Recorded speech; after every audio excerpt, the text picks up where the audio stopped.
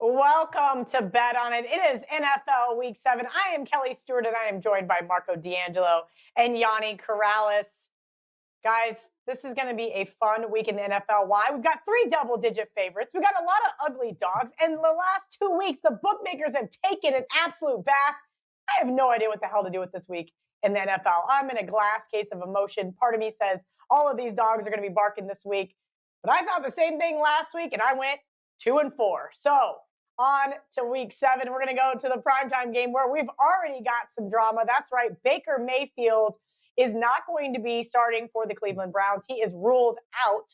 We have a Denver team off a loss at home to the Raiders, now a 2-point underdog, total 41. Mark, I'm going to go to you first. Kelly, my opening line of my notes for the show today was done last night, and that was prior to knowing that we were going to have Case Keenum as the starter. I said, not knowing the quarterback situation, I leaned to Cleveland, but it might be a possible upgrade if it's Case Keenum. Well, here we are. It is Case Keenum, and I'm upgrading it. This might make a premium play for my clients. Here's why. Case Keenum, with him starting, first off, automatically we're looking at injured player theory. We'll have the rest of the team play at a different intensity level to compensate for the loss. The Denver Broncos, hey, since they started 3-0 versus those 0-9 teams, they haven't fared so well, have they? They're 0-3 in their last 3 games. But let's get back to Mr. Case Keenum.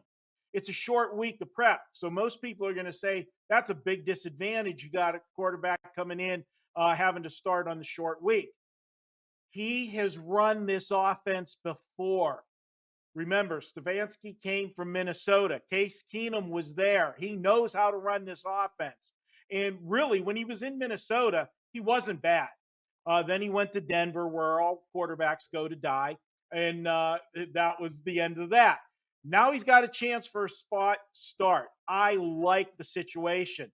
This was going to be, for me, just a lean to Cleveland on the show. But I'm telling you, we've got an adjustment in the line. This line is now dropped below the field goal. I'm going to go ahead and take the Cleveland Browns. And let's not forget, this is not a division game. This is a road game for a team that's playing a team they don't see on a regular basis. That's a huge disadvantage for the Denver Broncos here. And right now, things are not going well for the Broncos. I'll take Cleveland. Both teams, you got to say, in a must-win situation, but I'll take the home team, the Cleveland Browns, to get the job done on Thursday night. VR, I'm not wishing to overreact here to anything, and that's some of my favorite things in the NFL is finding these overreactions. That's why Seattle was my best bet last week. I didn't think the Geno Smith drop-off was that significant. Now, I just checked Twitter. A good friend of ours, Kenny White, tweeted that he thought Case Keenum was a 4-point drop-off. Yet we've only seen a 1.5-point drop-off to the line. Can you give me your thoughts on that and what you're thinking about for Thursday night? I think there's going to be an argument, obviously, of how much each player's worth. And until the games get played out, you never know which quants are right, because until you could always only look back. But then it's not a leading indicator. Again, here's the argument that quants are having right now, that Case Keenum, if you look at his career QBR, see, I don't go deep into this shit and people think I don't handicap or whatever, but I try to keep it simple. But here's what the sharps are thinking. Let me break it down to you. You look at Case Keenum, career QBR, it's 85, okay? You look at what you have for Mayfield, it's 90. Not that much of a difference, but it's the projection that the quants are looking at. What is Mayfield projected to be able to do ahead, not behind? Because those stats aren't leading indicators, they're lagging indicators. But that's what we have to look at, and that's what bettors have to look at. So you couple that with the fact that Cleveland's number 1 in rushing yards per game, number 1 in rushing yards per play, so it's not as phony as a $3 bill. It's legit rushing team. And on the passing side, they haven't been doing all that well this season. So everything Marco said is so spot on that the Browns are probably the side. But I I don't feel confident in placing a bet like that because I feel like we'd be I'm guessing. Here's what the obvious is for Thursday night. And whether you like it or I like it, the bottom line is this: there's a plus EV bet on the board, and that's Denver teased up the +8. And here's why. You already know the Wong teaser, the math behind it. We're not going to break it down again. But you couple it with a total of 41, and you can't have 6 points matter any more than in a game like this. Now, whether Cleveland goes out there and wins by 55 touchdowns, Denver on a teaser is a plus EV bet. And to win long term, you have to keep finding plus EV bets.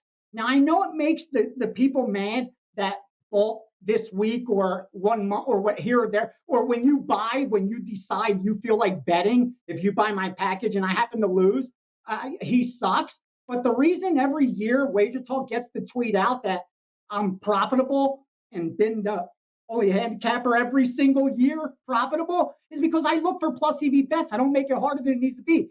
I know that's the only way to win. There's no other way. And I know risk management means I have to bet real small. I can't bet 3, 4, 5% per play. I don't have that kind of edge. Nobody does. I'm going to go broke doing that. So I try to show you guys, at least if anything, motivate many of you to try to approach it the right way. Not even following my stuff, your own stuff. Just stop some of the bad habits, like the buying points, the teasing bad numbers. And this is a perfect example. You have a bet if you like it. Now, if you don't like that side, pass and let it go. But you should be able to look at this game and automatically say, if I want to place a plus EV bet Thursday night, I could take Denver +8.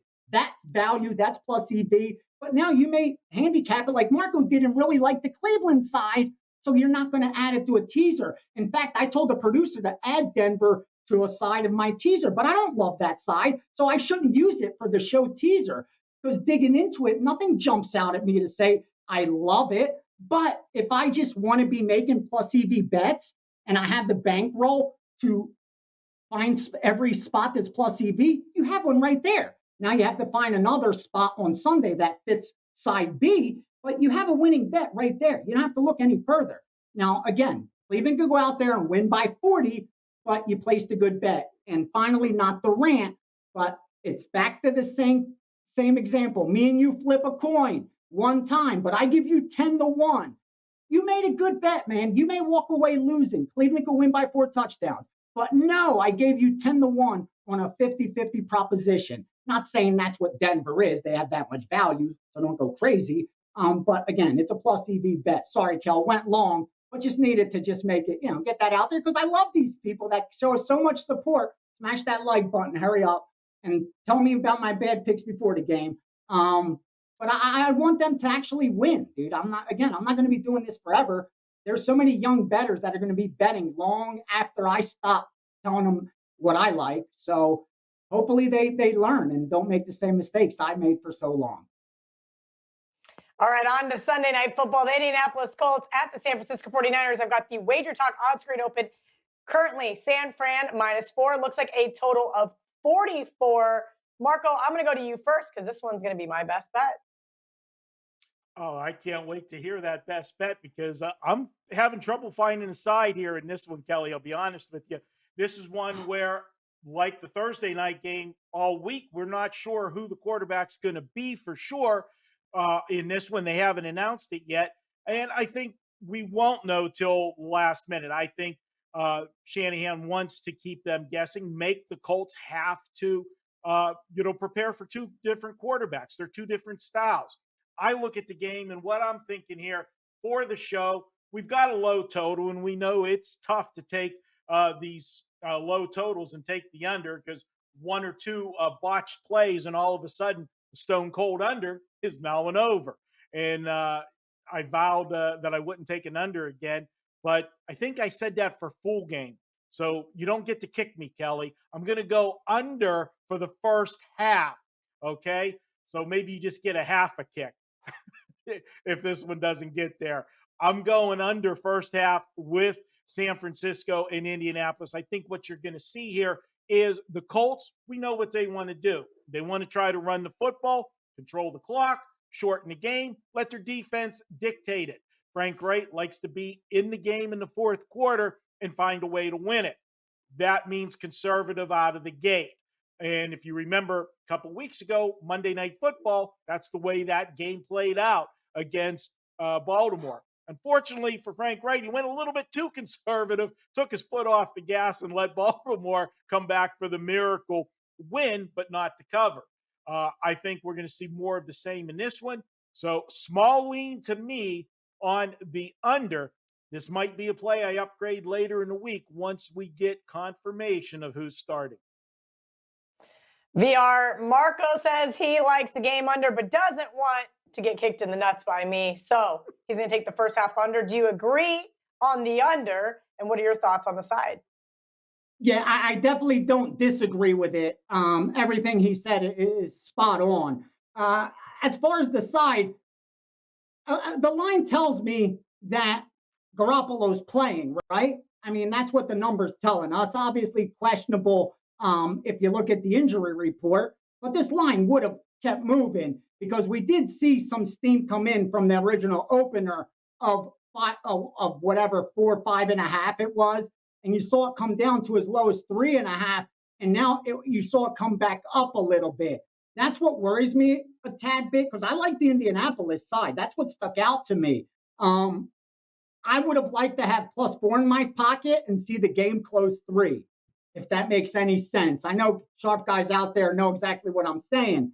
The fact if I have +4 in my pocket and I'm seeing 4 -15 or it go the other way, I'm going to start worrying come Sunday. That's why I have embedded on the plus side on the Indianapolis getting +4 because I'm seeing San Francisco minus chalk a little bit on that 4, even seeing 4.5 on the screen right now at some square shop. But with all that said, that's the only reason I haven't pulled the trigger. But because everything tells me metrics, just the momentum of how Indianapolis is playing, they're outperforming the betting market. You expect that they would be overvalued, but they're just not that sexy team. They're a low-profile team, and they don't win a lot of football games. They're covering football games. So they haven't been costing the sportsbook money. They're 2-3 straight up. It's not like everyone's unloading on the Colts, and because they covered, the last 3 straight weeks, they're costing the sportsbooks money. Nothing could be further from the truth.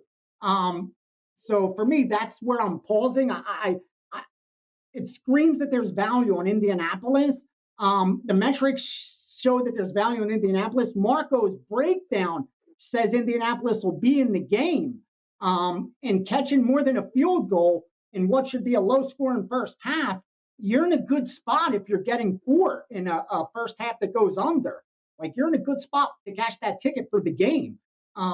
So everything fits nicely. My only worry, again, is that the line isn't that you're not seeing any respect for some of that Colt money. And I know there came in some sharp Colt money, and it's not being reflected. That's what, for me, sirens go off, so I wait. And we have till Sunday, no rush. But for the show, I'll give Indianapolis. All right, thank you to Marco and VR. We're going to take a quick commercial break. When we come back, it's time to see my favorite guy, Mr. Ralph Michaels. Thousands of you enjoyed the NHL opening week $9 special, so it's only fair that we offer the NBA fans the same deal.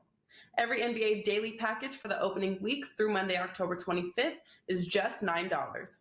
That's right, you will not be paying $25 for a package, nor will you be paying $35 for 5% best bets for the opening week of the NBA, as all daily basketball packages are only $9. Make sure to tune in every Monday through Friday for the NBA tip-off show on WagerTalk TV, and then save and start the NBA season with a slam dunk deal. Welcome back to Bet On. I am Kelly Stewart, and it's time to bring in the stat daddy himself, Mr. Ralph Michaels. Make sure you guys are following Ralph at Cal Sports LV on Twitter. Why? Because he is answering your questions each and every week during our TNA segment. And this week, Ralph, we got a ton of questions regarding this, and that is whether it makes more sense to bet the home favorite or the away favorite on the money line or against the spread. Kelly, I thought this was a great question because, most times a novice may bet the money line when we have a small favorite. They don't want to lay a point. They don't want to get burned on a 1-point win. So they may lay the 120, 130, 140, up to about 3 points. But I don't think many bettors think about betting the money line when we get a favorite of 3 or more. Let's look at this chart.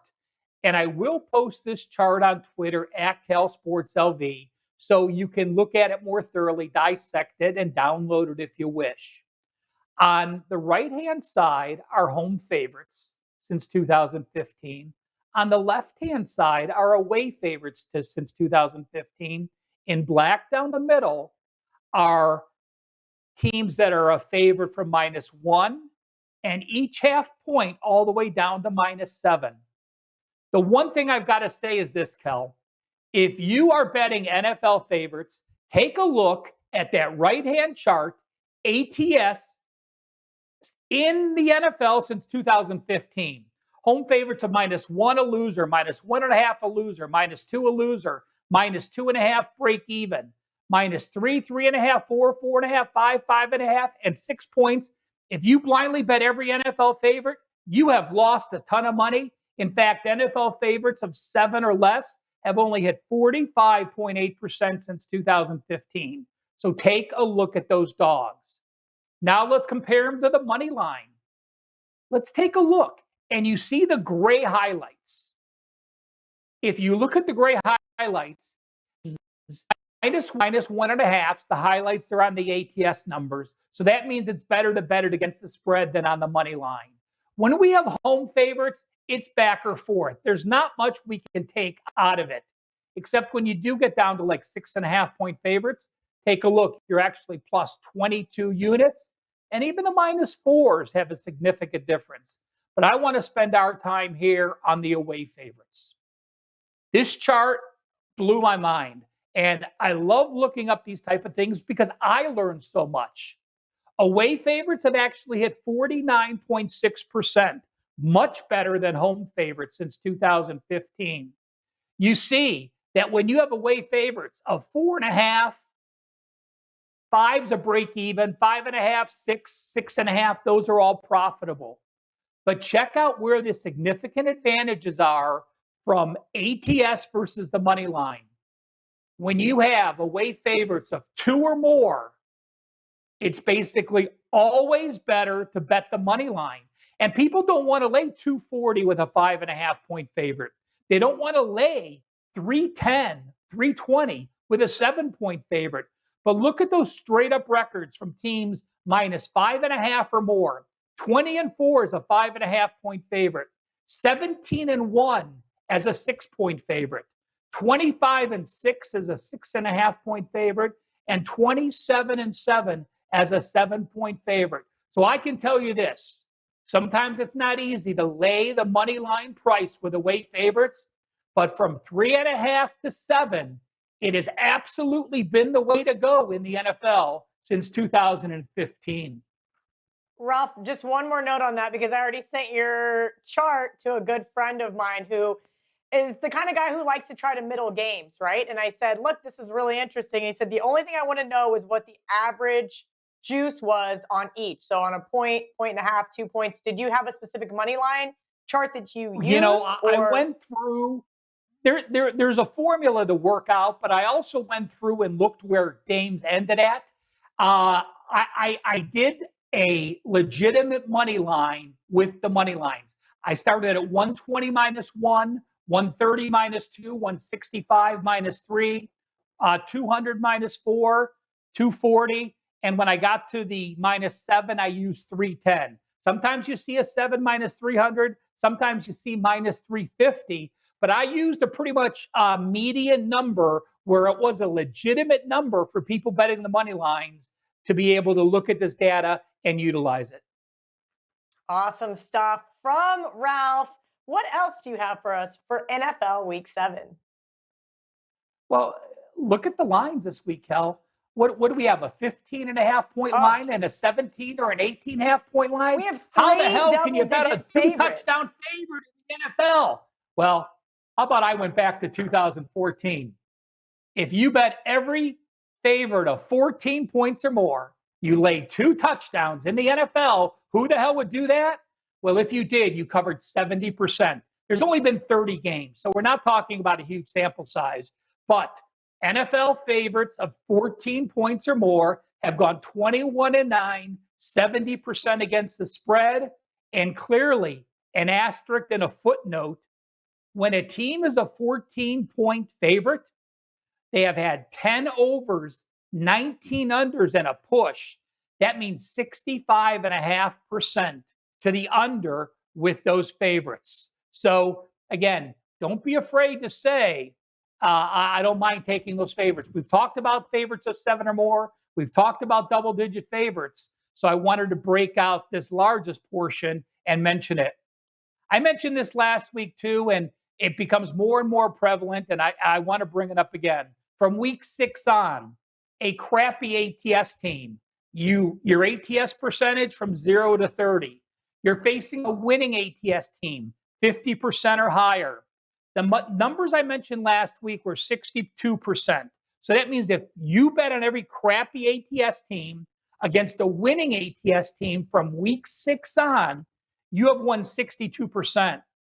When I did a little deeper dive this week, if you are a crappy ATS team at home, you've covered 58.7%.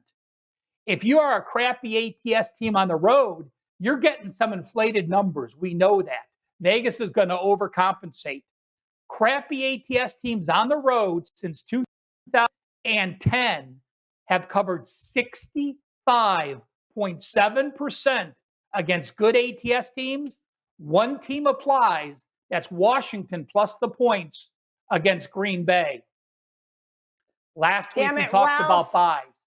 Yep, go ahead, Kelly, jump on in. I do not want to take Washington football team this week. I already have crossed them out 6 times. I'm like, I'm not doing this to myself again. Oh, my goodness. And just like that, Ralph Michaels gives you the nudge you need. Well, let's remember this, too. I mean, you had a quarterback situation where Heineke took over. He is now in his 6th start. So, you don't have that. We've seen a defense that, yeah, they were number 32 in the NFL. I mean, we are talking the worst numbers. But you also look at who they played, and they're off a Kansas City team where they gave up a lot of yards. Yeah, Green Bay can throw it, but we'll see what happens. Again, numbers are numbers, and it's for you to decide. Again, I'm not going to bet Washington just because of the angle, but if there's something else to throw you that way or you're leaning that way, it would get me over the hump. Kelly, we talked about buys last week, how teams do after a buy, and I have one specific subset I want to bring up with an incredible ATS record. If you win a game before your buy, and now you're an away favorite of 3 or more, it's happened 60 times the last 10 years, and those teams have gone 42-18, 70%. You have momentum. You got to win. You got a week off. You're now the better team. You're an away favorite of 3 or more. That 70% of system applies to New Orleans at Seattle. And Atlanta is actually real close as well. They won before their bye. They don't quite make this list because they're -2.5, but that's still been a positive situation for them. 2 more things I want to mention, and they both are on the exact same game. It says to take Kansas City over Tennessee.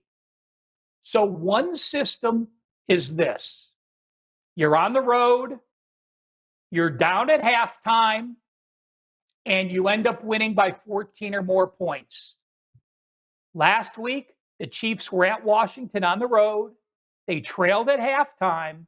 They won the game 31-18. Teams that have done that, 19-6-1, 76%. So on one side of the equation, we have a 76% system on Kansas City.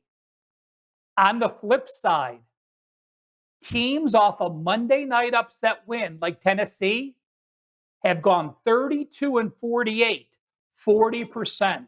So this is a 60% fade on Tennessee. Put them together, a 76% system on KC, a 60% system to fade Tennessee, which means to play Kansas City. guess which side I'm on that game. Appreciate you, Kelly. Ralph, that is not what I wanted to hear. Before I let you go, I do need your survivor pick for this week. Well, call me chalk. I'm going to go with the Rams and lay that huge number. And I really start to expect to see some upsets. We haven't seen those upsets early in the year like we did last year. Last year was such a unique season with all the COVID and no fans and no preseason games and limited summer camp. I think we're going to start seeing more and more of those upsets. So I will go with the chalk and back the Rams this week. Yeah, I think this is the Rams' week to lose, hopefully for me, because I don't know if I'm going to get to the window. I'm just so tired of betting the biggest chalk, but it worked last week with us for the Colts. Ralph, have a great week. Good luck. And we're going to be right back to check out the other guys' survivor picks. Like our videos, then subscribe to our YouTube channel and hit the notification button so you'll always be the first to know when there's new content available.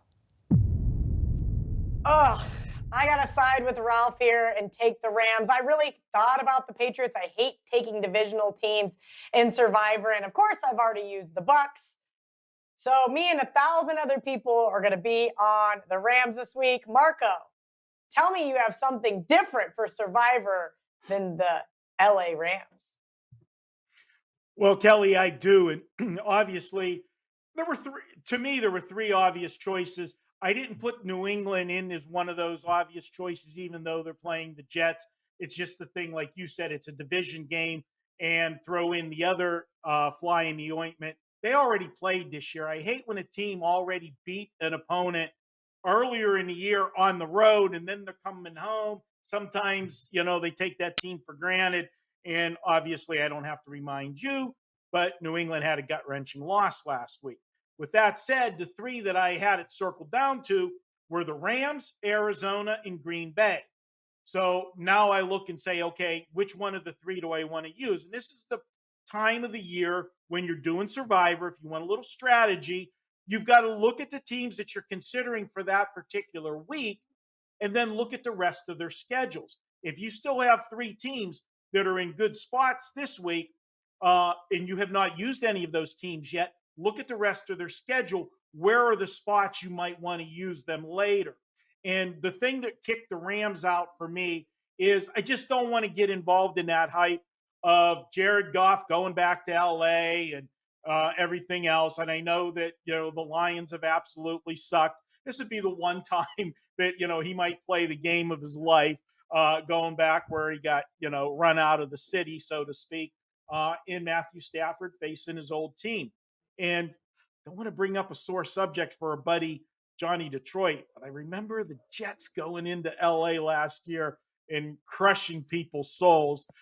So I am not going to go to that one. It was down to Arizona and Green Bay, and I actually have a couple more lucrative spots for Arizona later. So I went with Green Bay this week. I want to take them in a situation where they're playing a non-division game, and they're playing a team that's got a quarterback that really can't move the football. And if you want any more of confirmation of that, look and see what he did last week against the worst ranked defense in the NFL, Kansas City. So I don't think he's going to go in there, Heineke, and beat Aaron Rodgers. I'll go ahead and take Green Bay for my survivor this week. I did take the Washington football team plus the points with Ralph's push off the cliff there from his segment in TNA. But just for you, Marco, I will not sprinkle a little bit on that money line. VR, who are your thoughts for this week in Survivor? Well, like I said, I don't really do Survivor, but it's the double-digit favorites that stick out. Because if I was in it, I would look at the money lines and see what the market is telling me. Like Arizona, if you have a shot to use Arizona, you have to use them this week if they're still alive. Because you see, Westgate has them as a minus 2,000 on the money line. That shows the market, their implied win probability is 95%. Now, any economic model throws 5% black swan automatically, like hurricanes and pandemics. And so any sports model, also black swan events, injuries, quarterback gets pissed off at his wife, whatever, man, they're sick, anything can happen. So just factoring that in, what Westgate's telling you is they see no mathematical way that Arizona is going to lose this game. They're that confident. If you have a chance to use them, that's probably what you want to do. Otherwise, if you're going to use game theory, then I would say you use teams that don't appear so obvious. And to me, I think a team like that sticks out. If I haven't used Baltimore yet, they're at home. They have a bye coming up next week. This is a divisional game. They're not going to even though they came off a big win against San Diego, it's a mature team. They're not overlooking this Cincinnati team and teams that, it's a good spot for them. So for me, that's what sticks out the most. Obviously, I use the double-digit favorites because I trust the market, even though we know the point spreads, the average mean errors 10 points off of the close. Still, the money lines, you got to give it some respect. That's the best we have. So that's my advice for people that are still alive. And from what I see a lot of people still alive in Survivor this year. So it's been pretty predictable to date. We'll see how it unfolds. VR is right, and that's what scares the shit out of me about taking the most popular pick this week. I already know everybody's going to be on it because why? The Lions just keep finding ways to lose. Hopefully they find it one more week. For me, Marco, it is time for the teaser segment. The segment Johnny Detroit tried to get rid of, and you guys all requested it. Tell me what's wongable this week. All right, Kelly. I'm going to actually be doing a little double dipping with this one team in my teaser this week. And I'm going to start with the Miami Dolphins. And I'm going to tell you, it's not going to be a popular pick because there's going to be a lot of people loving the Atlanta Falcons this week just because of the situation. Hey, Miami lost last week. And I'll talk more about that when we get to the next segment on the show. But for the teaser, I'm looking at the Atlanta Falcons. I don't trust the Atlanta Falcons to get separation on anybody. Who are the Falcons to lay points on the road? And now you're going to give me 6 more points. I can get 8.5 with Miami. I don't see Atlanta as a margin ball club. I don't care how bad Miami has looked in the past. Remember, Tua was hurt. He came back last week, played pretty well last week in defeat. He threw 33 of 47 for 329 yards. Granted, that was against Jacksonville, but still, for missing several games and come back and being that sharp, he can only be better this week.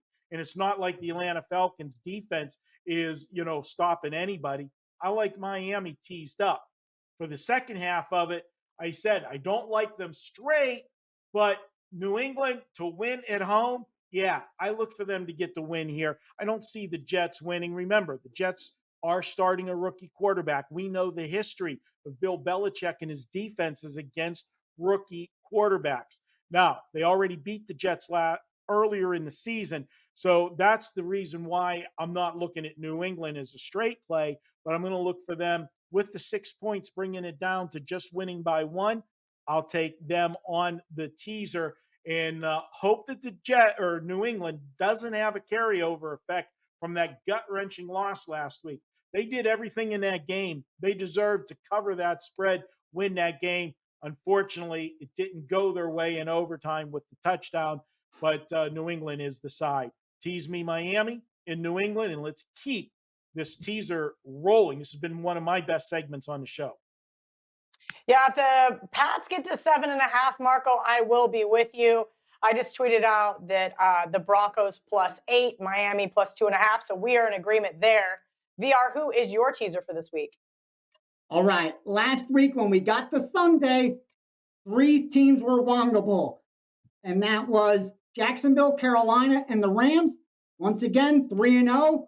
Wong's been treating us very well. If it ain't broke, don't try to fix it. But more importantly, we have 20, 30 years of data backing it up. And that's why sportsbooks have been forced to change their own rules. When that happens, you got something good. Kind of like blackjack going to 6-5. Right now, as we stand tonight, if this was Sunday afternoon and they're going to kick off in 5 minutes, this is what you could wong. You could wong Denver, you could wong Green Bay, and you could wong Miami Dolphins. Now, I could tell you with certainty that Atlanta got steamed by the betting syndicates. Not at -2.5, but at a pick 'em. So I'm not going to fade groups that I know win long term.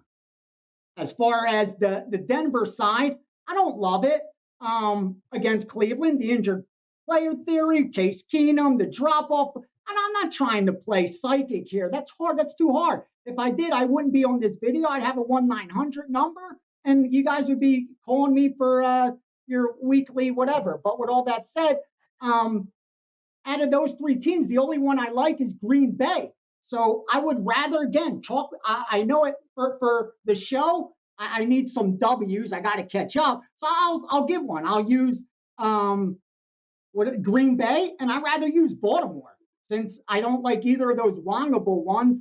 I'll use Baltimore, but I'm telling you right now, I'm not betting it. I wouldn't. If I released it to my subscribers, they should immediately ask for their money back and never buy anything from me again. If I tease a 6.5 down to a -0.5, I am asking you to place a losing bet. Even if it wins, you actually paid me to tell you to go place a losing bet, and I would never do that. So for the show, because I need some W's, I'll play psychic, and that's Green Bay and Baltimore. But you couldn't get a penny out of my pocket. I'd take that penny and buy Bitcoin with it before I put it on that teaser. But hopefully for the show, I get a W. There we go. We're going to take a quick. Not just get picks. Who cares about picks? Picks are easy. Picks are easy. We are going to do some teaching moments, actually. We're going to do a new segment after today's Bet On It called Ask Ace. And that is where you guys drop some questions in the chat. You have questions for VR. I'm going to start with this one, and it is going to be why you shouldn't tease college football, because I'm so sick of everybody telling me, I'll just tease it. We're going to take a quick commercial break. When we return, Mark already told you the deli got closed by the health department, so we know he's got a trap I'm game. Hungry too. I know. It's just one of those. It's that time of the day. I'm starving. I really wanted a sandwich. Got to go to the college edition for that one. Steam game, and then, of course, some barking dogs. In a business that's what have you done for me lately, Marco has pretty much done it all. The NBA starts this week, and Marco was the number 3 NBA handicapper last year, hitting 60% for the season with a 63-42 record, netting his clients 56 units of profit. Marco is also currently the number 1 football handicapper in 2021, hitting 64% with a 61-34 record, netting his clients 87 units of profit to go along with being number 4 in baseball this year, hitting 57% with a 139-1-4 record, netting his clients 45 units of profit.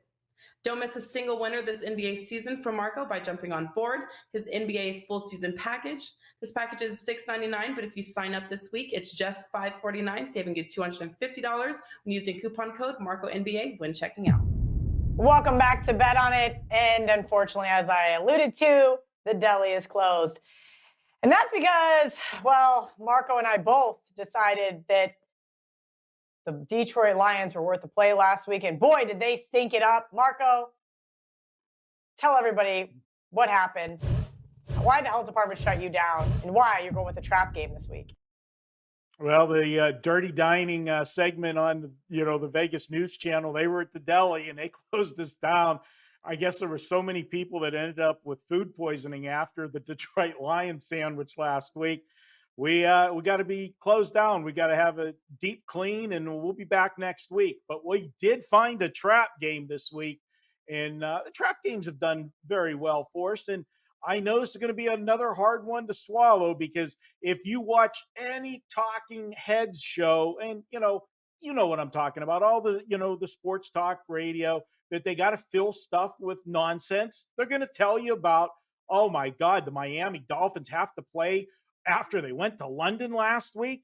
That's such a disadvantage. And it's even more of a disadvantage because Atlanta had a bye week last week off of their trip to London. There's no way Miami can ever win this game. Well, and then we're looking at a 2.5. Okay.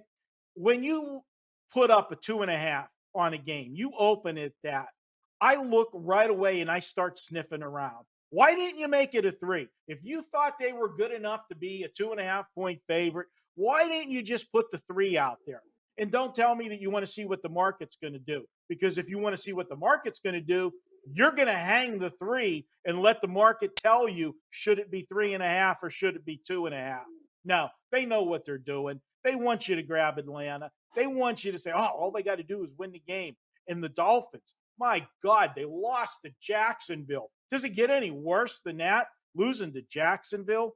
Well, you know what? Yeah, they're going to hear that all week.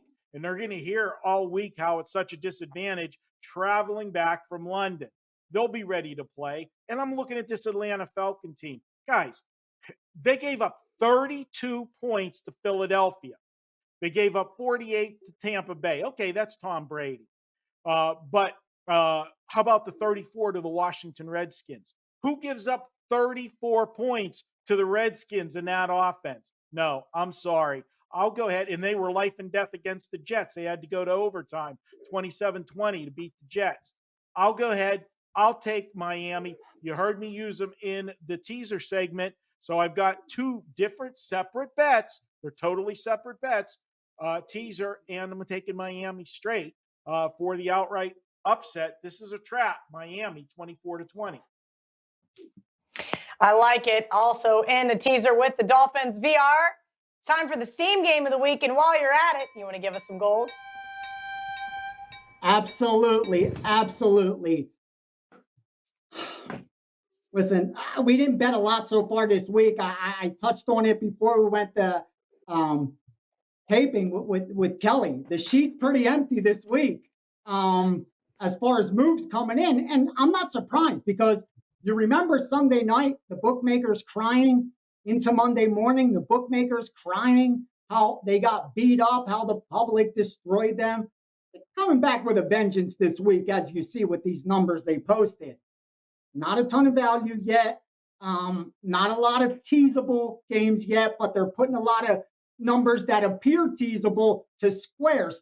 Please, no disrespect, meaning to recreational bettors that'll tease a 6-point favorite down and think, oh, wow, they just have to win the game. It's a good bet. So real cautious, but this one I could tell you with certainty, we steamed it.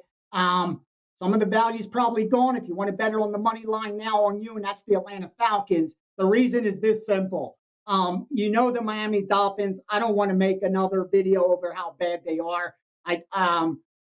Last week with the Jacksonville Jaguars, we know the situation. I was able to get the right number, and we got the cash. But regardless, went over all the metrics about that team last week. Bottom line is this. With the Atlanta Falcons, granted, not having the best season, underperforming even ATS and straight up. But these are the kind of games Atlanta can win. Even looking at their metrics, it was against a much tougher strength of schedule. Like, this is a spot I could understand why Sharps jumped on it. But again, I could see the value on Miami getting teased. Even seeing if it gets to 3, why bettors will take Miami at +3. I just try to tell it like it is. It's a game of betting numbers, not teams. And when numbers move, a lot of times the value's gone. So Atlanta on the money line is the steam play for this week. We got them at a pick 'em. I still think as long as you're not laying more than like 130-ish, 35-ish, I like that side. Still good there. Don't, if it moves up to 3, I at least it'll be at that 150 range. No good. Nada. But right now I like the Falcons. All right, let's see what you got for gold. Almost forgot. It's going to be too late to give today's soccer and stuff like that. But here, golf. I said in college football, I narrowed it down to 2 matchups in the Mallorca Open, 2 matchups in the Zozo Championship. That's the PGA shit here. Mallorca Open. Mike Lorenzo Vera, 7-4-8-1. Mike Lorenzo Vera +105 versus Crocker. And then Wilco Neighbor, last name Nienaber, first name Wilco, +105. That number 7480 against Ramsey. So it's those 2 in the Mallorca Open matchups, strongest out of all of them. And then in the PGA, it's 7009 Will Zalatoris minus 130 over Fleetwood. That's Will Zalatoris, Zalatoris, minus 130 versus Fleetwood. And Colin Morikawa as a dog, plus 110 over Schaffel. So 7002, Colin Morikawa. Those are the 4 strongest matchups. They might have bet 15 or so. These are the ones that obviously the most money are on. 3 of them are dogs. See if we can make some money. There's the gold. Go smash that like button and they'll keep coming. You love to see it. Colin was profitable for us last week, so we're going back to the well with Morikawa there. Marco, you know what else has been profitable for us? That's right, those barking dogs. I'm going to let you start off for NFL Week 7.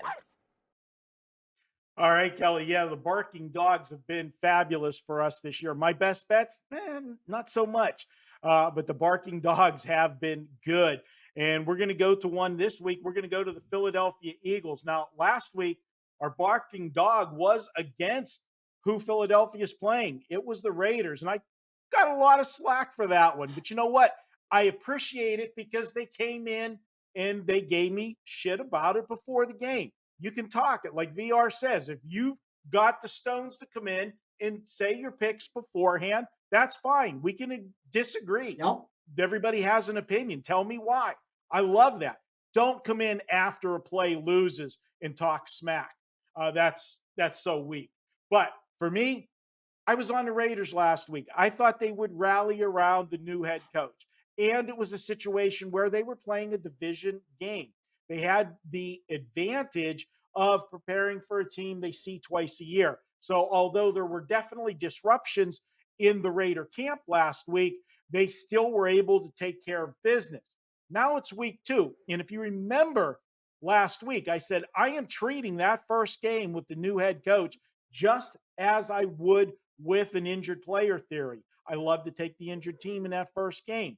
And if that team delivers for me and gets the win, well, I go against them the next week because you don't have that same intensity level. You don't have the overreaction to the point spread that you had the first week. And what happened? Raiders won the game outright. Now they're home laying 3 points to Philadelphia. I'm looking at this Philadelphia team, and I know it's going to make our producer happy with the play that I'm going to come with. I think they can go in there and win this game against the Raiders on Sunday. The Raiders defense is still suspect. Last week, what did Denver in and helped me, and it's part of the game, but Denver had 4 turnovers in that game. We know the math. Anytime you are +2 on turnovers, you're supposed to win an NFL game. +3, you almost never lose. And +4, rare occasions. I think the Cleveland Browns did it once this year, and it was the first time that a team had 400 yards and 4 turnovers and lost the game. But I'm going to go ahead and take Philadelphia here. Jalen Hurts couldn't have played any worse than he did last week. That was against Tampa Bay. 12 of 26, 113 yards passing. He's not facing Tampa Bay this week. He's facing the Raiders. And they've had 3 extra days to prepare. They played Tampa Bay on a Thursday night. The Raiders back home. Now you have those distractions at home. You got the media asking questions and everything else. Let's go ahead and call for the Eagles to pull the upset on Sunday. I've got them winning 27-24. Eagles did make my long list, Marco. VR, let's see who you've got winning outright this week. We're on the same page, brother. Marco, I absolutely love the Eagles side this week.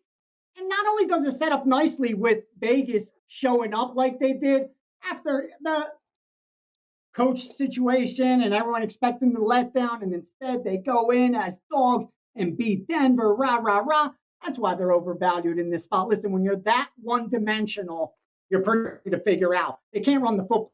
They just throw the football. That's why there's a lot of randomness in those Raiders games. They're winning some games. They're underperforming the betting market. Like, you get some wild finishes when that's the case. But Philly, even record-wise, doesn't appear that way. I don't think they should even be an underdog in this spot, really. I like Philadelphia here. Even the metrics line up, not just with the Raiders being one-dimensional, but Philadelphia is going to have success against the Raiders defense. They're going to be able to throw the football. They're going to be able to run the football, and they're getting points. That's a perfect spot. You want to be backing an underdog. And that key number of 3, this is one of the premium plays I gave out. I haven't given it bet too many so far. Just 3 NFL games, all of them just 3% plays. But this was one of them. I like the Eagles too, Marco. All right, Eagles all the way around. I guess that was enough of a nudge for me. Both of the guys think the Eagles have a great shot to win outright in Las Vegas. We're going to take our quick commercial break, but when we come back, it's time for Best Bets. Why pay regular price when you can save money on every purchase with WagerBucks at both WagerTalk and Sports Memo? WagerBucks are now eligible for use on not just daily, 3-day, and 7-day passes, but all long-term and seasonal packages up to 1 full year. There are tons of options available for every budget and size of bettor, from as low as $90 gets $100, all the way up to $3,500 gets you $5,000. Save every day on every pick you buy with WagerBucks. Have you checked out all the new handicappers at WagerTalk? If not, here's your chance. You can take 50% off your first daily or 3-day all-access purchase at WagerTalk using coupon code TRYWT. Our new roster of experts is 30 deep, covering sports from all around the world, giving you tons of options to choose from. All you have to do to redeem this offer is go to WagerTalk.com, choose a handicapper of your choice, and use coupon code TRYWT at checkout, saving 50% on your first purchase. Welcome back to Bet On It, where best bets for me have been doing really well this season. So I'm just going to keep going with what's working. Last 2 weeks, I took a bet in Sunday Night Football. And no, normally these primetime games are just not really my jam. But I'm going to be honest with you, I'm not looking at them initially as of what time slots they're in. So just kind of been a weird coincidence. But this is not so much a play on the Colts as it is the 49ers. Now, I will say, Carson Wentz has really progressed the last few weeks since that Monday night game in Baltimore. The turnover king, if you will, in the last few seasons, only has 1 reception on the year. Yes, he does have 2 fumbles, but this is a play against the 49ers. And I don't think they're a well-coached team, particularly at home. They failed to cover their last 8 times as home favorites. Then throw in the mix, they've dropped 6 straight at home and 4 of their last 14. Kyle Shanahan has not been great in Palo Alto. George Kittle still out. I know. I got the guy on my fantasy team. And who the hell is going to be their running back? I got to go with the Colts here, +4, and the Colts on the money line. As Marco said, Frank Wright tends to be conservative, and with this low total, I do lean towards the under as well. Colts 21-17. Marco, who is your best bet for Week 7 in the NFL? All right, Kelly, full disclosure, I have absolutely sucked with the NFL best bets.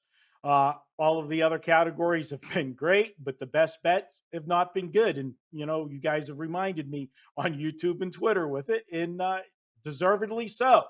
But I'm going to go to the Houston-Arizona game, and we're going to look at the total in this game. And you got to say, what? Under? Are you nuts? Arizona can get that many points themselves. You know what? They could. But if Cliff Kingsbury, which I am not a big fan of him, is dumb enough to keep the offense rolling and risk injury in this game, he's an idiot. This is a game that you should have a game plan that is very simple. Get in, get out, and get ready for Thursday. They play on Thursday Night Football this week, and they've got a monster game on Thursday night as they play the Green Bay Packers in their building. That's a game that could determine home field advantage in the NFC, as Arizona's currently the only undefeated team. I look for them to get a lead early and then take their foot off the gas, run the football. They've got running backs now. Don't risk getting Kyler Murray hurt. He's putting up MVP numbers, but he's also your MVP. If you lose Kyler Murray, you're done. So why risk it against a Houston team? And then on the flip side to that, you've got a Houston team that 3 of their last 4 games, they've scored 3, 0, and 9 points. You need 2 teams generally to get an over, especially if one of them's not trying to score in the second half, just trying to get out of the way and get to Thursday. That's the way I'm viewing this game. That's why I'm going under 47.5 for my best bet. Gotta love it. Double digits towards the under. If you were paying attention in TNA, Ralph said there's a definite correlation there. VR, who is your best bet for this week in the NFL? Yeah, best bet. Marco, just forget that nonsense. There's no such thing. Listen, if there's a best bet, then you have just technically, if you have a best bet, then you technically have a worst bet also on your sheet. Why are you placing it? Just place your best bet. Don't have any other bet, just your very best. That makes no sense at all. We use it as a marketing ploy. It's from the 80s, your best bet. Betting syndicates bet wise guys, sharps that win long term. It's based on your edge. If your edge grows, meaning the line moves more in your favor, your bet should grow more. That's the only reason. No other reason is your edge increase unless you find out something that's not factored in the line. Like if you know there's an injury and you get to increase your bet now more because you found out before the line moved. Okay, now it becomes a best bet. But to look on your 5 and be like, oh, this one's the strongest, go ahead. I'll give you 5 minutes to quantify that to me. Good luck.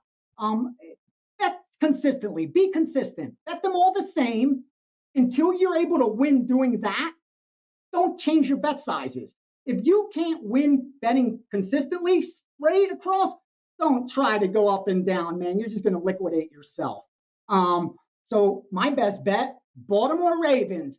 Bottom line, here's a bonus. I bet them to win the Super Bowl at 11-1, gave them out at 10-1. Just way too much value there. Again, futures hold is too high. I know, not a great bet, but I got some gamble in me, and I just thought in the AFC, that was before the Chargers win at 11-1. Just way too much value. Bottom line is this, for Cincinnati, Mixon's all they have now. If you look at that injury report for them, you got Perrine out, Evans questionable, so it's just Mixon. Go look through the yearly stats. He's going to give you 15, 18 rushes. If you try to give him the ball 20, 35 times, you're going to get the guy killed. So they can't do that. That makes it so much more predictable for Baltimore. Baltimore's got their bye coming up next week. I know what everyone's thinking, letdown city after beating the Chargers. Absolutely not. This team's just way too mature for that. Nobody is more balanced offensively. Statistically, there's just everything to love with this team. Run the ball, pass the ball, and then on the defensive side of the ball, they just do all the right things. 2 of their last 3 opponents couldn't even get the 8 points. Again, give me Baltimore. I bet a future on them as well. Bet them as my best bet this week at -6. I think it's mostly 6.5 now, so you can probably grade me there. No problem. They win this one by a touchdown or better. Love to hear it. We're going to take our last commercial break. When we come back, it's time to wrap it all up with the recap. Sign up for the free WagerTalk text club to gain access to free plays and exclusive discounts. Just text WagerTalk to 33222 to sign up and get a $10 coupon to use on WagerTalk.com. Tuesdays is known as $2 Tuesdays at WagerTalk.com and SportsMemo.com, where you can get the hottest handicappers' best bet or daily package for only $2. Welcome back. Let's wrap it all up. Put a pretty little bow on it for you guys. Thursday night football, the guys are head-to-head. Marco says Case Keenum is a serviceable quarterback, and he likes Cleveland -2, where VR and I are on the other side with Denver in a teaser. Sunday night football, VR says he leans towards the Colts. Marco says he likes that first half under 21.5. Teasers this week, VR's on Green Bay -2.5, Baltimore down to 0.5. But, as he said, he only bets Wong teaser, so that is just for the show. Marco has Miami +8.5, New England down to 1. I'll take a little culmination of both of those. I'll take Miami and Green Bay in a teaser. The steam game this week is head-to-head with the trap game. VR says he likes Atlanta on the money line. Marco likes the Dolphins +2.5. Survivors for VR, he said your options are Tampa Bay, Arizona, and the Rams. Marco's going a little different here, and he's taking Green Bay. Barking Dogs, both guys have Philly +3, which helped me get to the window. Best bets, Indiana +4 for myself. VR says Ravens -6.5. Marco is going to take that under 47.5 in Arizona. Thank you guys for hanging out with us again this week. We appreciate all the likes, all the comments, all the retweets. Don't forget to do your part so you guys can get some more of that gold from VR, which was so kindly of him hidden in the middle of this week's show. Make sure you guys check out the college football edition of Bet On It up on our WagerTalk YouTube channel. Good luck this week from Marco, Ralph, VR, and myself. Can't wait to see you until the next Bet On It.